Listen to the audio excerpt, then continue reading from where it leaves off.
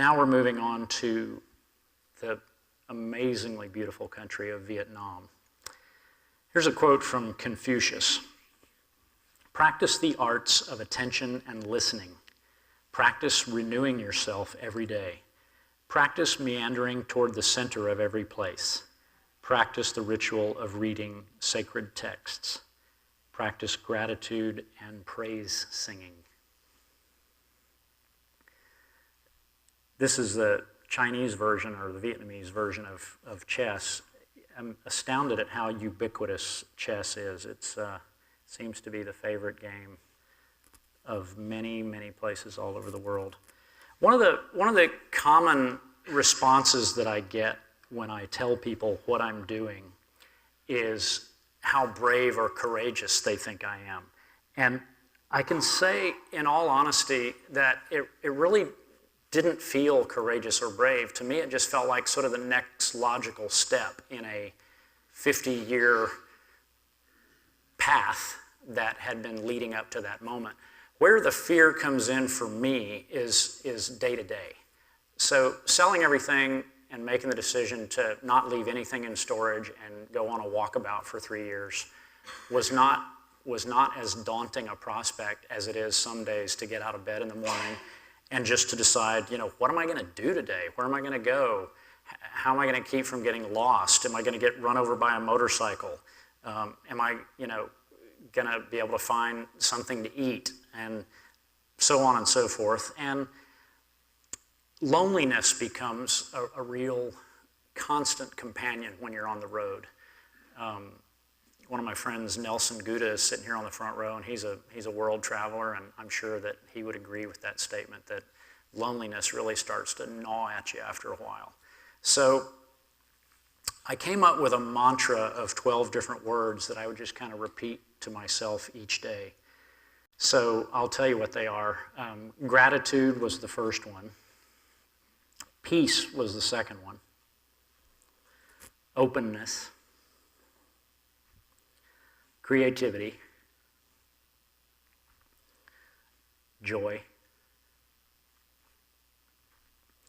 Compassion. Acceptance. Humility.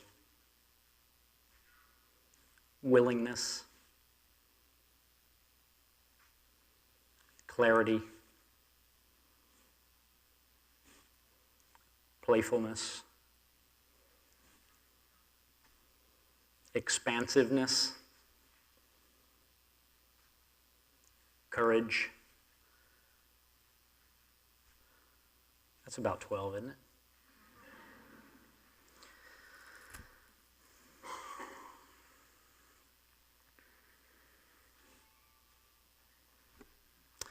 Now we're moving into a magical, magical place, the town of Siem Reap in Cambodia.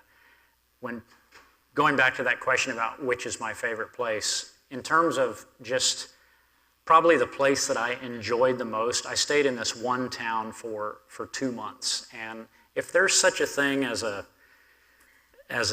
various epicenters around the world where I guess I'd call it a spiritual epicenter, for lack of a better word. I know that sounds kind of woo-woo, but I think Austin's one of those places, and Siem Reap is definitely that sort of a place. This is on the right here is the famous temple of Angkor Wat, and I had a real big opportunity to say yes when I was in Cambodia. Part of, I think, what creates happiness and joy in our lives is, in addition to stirring up our routine, getting out of our rut, doing something different, is being of service to others. And at this point in my travels, I had gotten pretty road weary. I'd been on the road for, I guess, about 10 months, and I'd lost about 15 pounds and just was feeling really tired. And amazingly, within about 48 hours of arriving in Cambodia, I had landed a gig teaching 4 photography classes per day at this after-school program. The kids in Cambodia go to school half a day, so they either go in the morning or in the afternoon. So I would teach the afternoon school kids before they went to school, and then I'd teach the morning school kids after they got out of school. So this is a photo of one of our photography classes. The name of this organization, incidentally, is Angeli House, and they just do some really amazing work for street kids that would otherwise be out on the sidewalk till 3 and 4 in the morning selling trinkets and flowers to drunk tourists. And some of those kids, unfortunately, get lured into much more nefarious activities, and it's just heartbreaking. So Angeli House, if you want to check out their website, I think it's ANJALI-house.org, I believe. This is the school bus. This is because Angeli House operates on a nonprofit budget. This is the best they could do in terms of transporting the kids to and from. Don't think that's OSHA approved. This is one of the little girls from that nonprofit. She had a little bit of paint on the end of her nose there. This is the tuk-tuk driver. This is the school bus driver doing some sidewalk repairs there. Not even a sidewalk, just under a shade tree. I think he's replacing the bearings and the wheels. My involvement with that school led to another opportunity to say yes, and this time it was with an organization called Halo Trust. Some of you may know that they are an organization that is worldwide, that's involved in detonating mines that are still in former areas of conflict.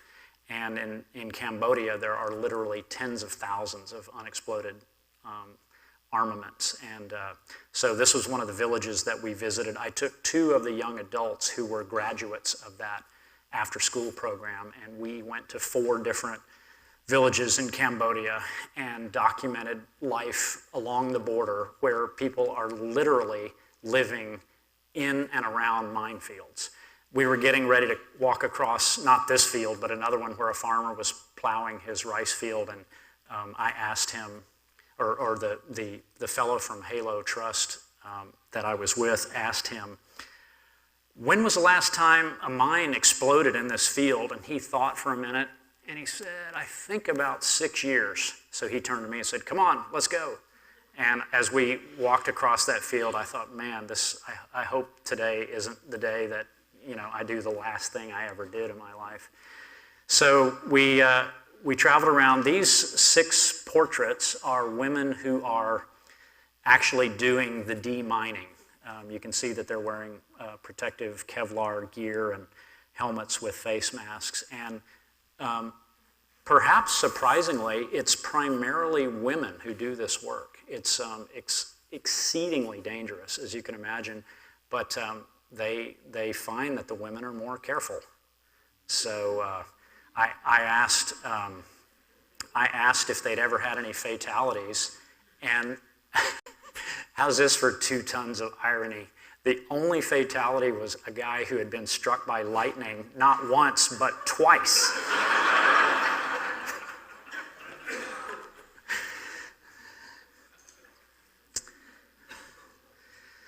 More photos in and around the minefields. Way back in the background there, if you look in the upper right-hand corner, there's an out-of-focus red rectangle. That's a sign with a skull and crossbones warning that there are active mines in the area.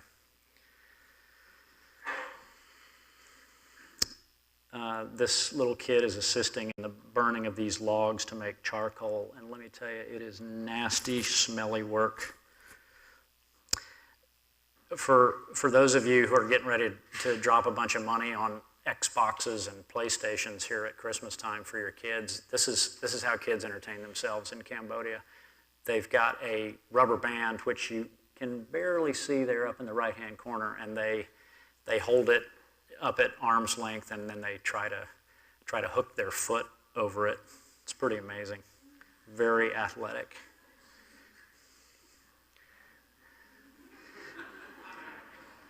Boys in the Hood.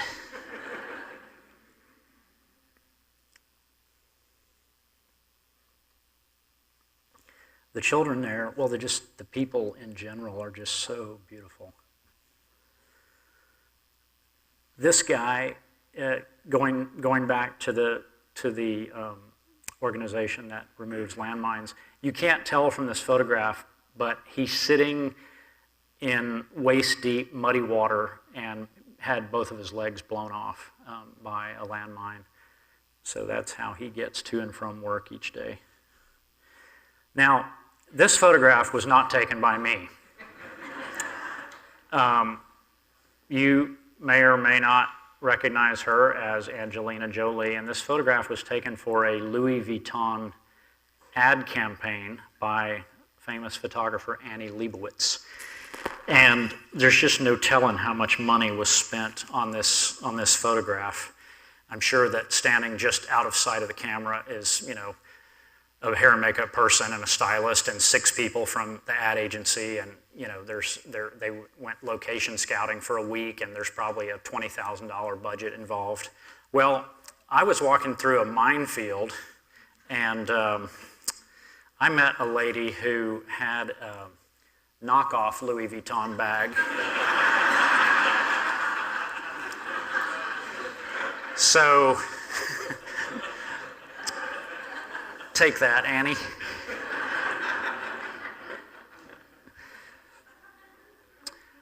Cambodia really is a magical place. If there's one place that was on my bucket list that I just had to visit, this was it.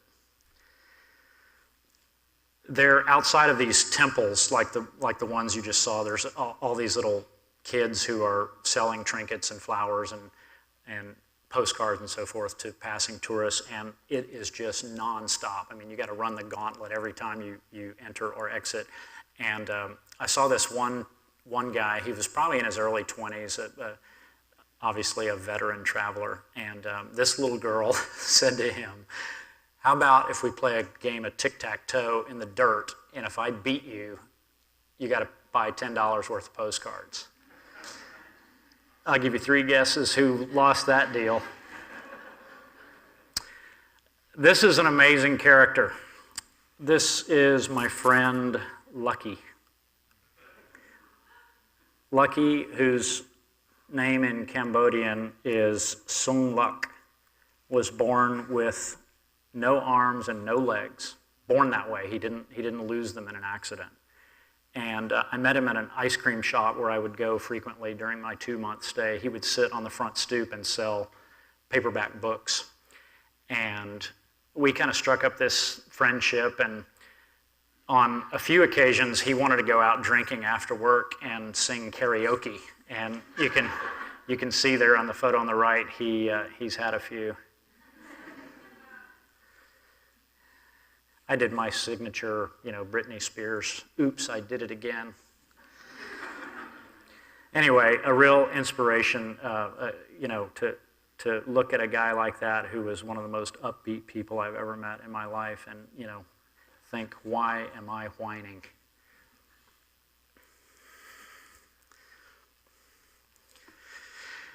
One of the themes in Cambodia that I really enjoyed was the amazing modes of transportation and all of the things that they would carry. So these are some folks who are carpooling to work. I cannot take credit for this photograph. There was a guide who just attached himself to me at one of the temples that I visited, and he told me to stand in this spot where I could get the noses to touch. Carpooling. Always got room for one more.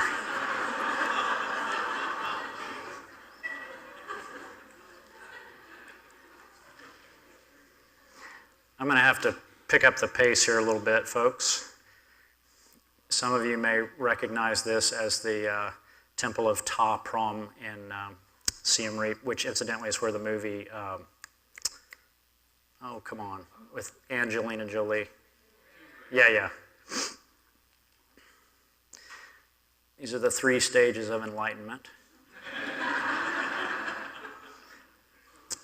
Another amazing amount of cargo.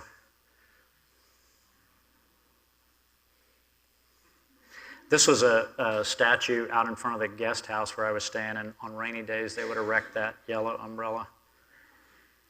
Storm front moving in. We're now moving into Burma. These guys row with one leg. I don't know if you can see that, but he's got his foot wrapped around the handle of that oar, and they paddle with one leg while fishing with the other.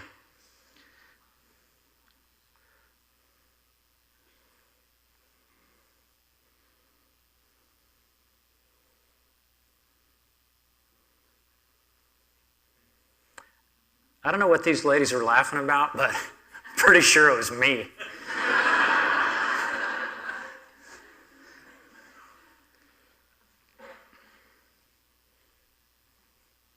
This was on a crowded train. If you look closely, you can see that tiny little baby's head poking out from all the sacks of stuff there in the aisle.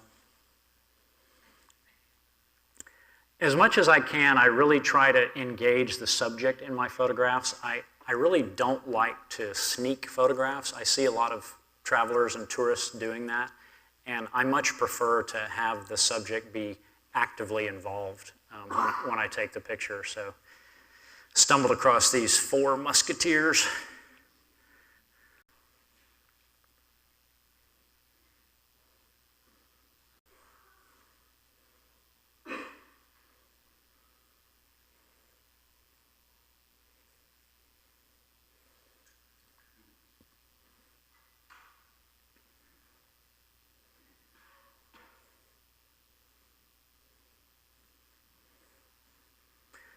Another question that I'm frequently asked as I'm traveling is, how do I decide where to go next?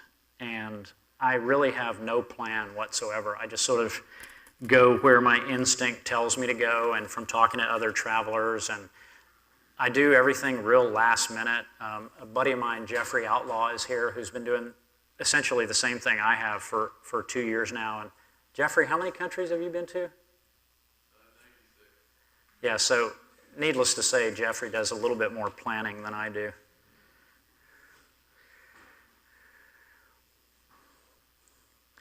Incidentally, I had the privilege of traveling with Jeffrey. These were taken in Burma, and got to travel.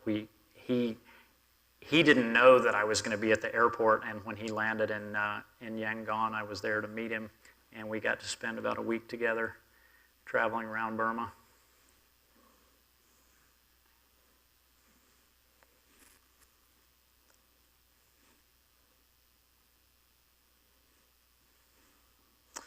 If you want to see, if you can only see one movie before the end of the year, there's one called Samsara that's out right now, and this location in Bagan in Burma is in the opening sequence of that movie. You must go see it.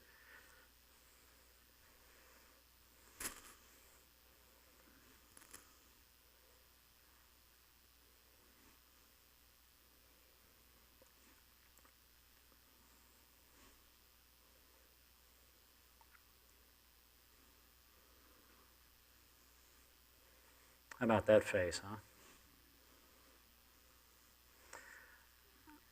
I think this should be an ad for Toyota.